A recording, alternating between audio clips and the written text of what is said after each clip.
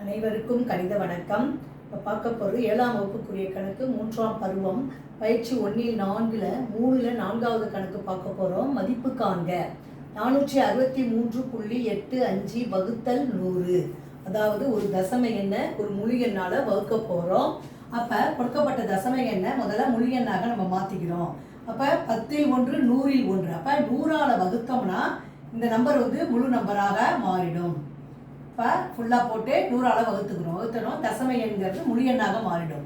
Into 1/100 equal to இந்த number அப்படியே போட்டுக்கிறோம். 46,385 டிவைடட் பை 100யும் 100யும் பெருக்குனா என்ன வந்துடும் பாருங்க, 4 பூஜ்ஜியத்தை போட்டுக்கிறோம். இப்போ 10,000ன்னு வந்துடும். இப்போ எத்தனை பூஜ்ஜியம் இருக்குது? 4 பூஜ்ஜியம் இருக்குது. அப்போ இங்கேருந்து 4 ஸ்தானம் தள்ளி புள்ளி வைக்கணும். 1 2 3 4. அப்போ என்ன வரும் பாருங்க, 5 8 3 6 4 ஸ்தானம் தள்ளிட்டேன். புள்ளி வச்சுட்டு இந்த 4 இந்த பக்கம் எழுதிடணும். அப்போ ஆன்சர் என்ன கிடச்சிருக்கு அப்படின்னு பார்த்தீங்கன்னா 4.6385. இதுதான் இந்த கணக்குக்குரிய விடையாகும். புரிஞ்சுங்களா?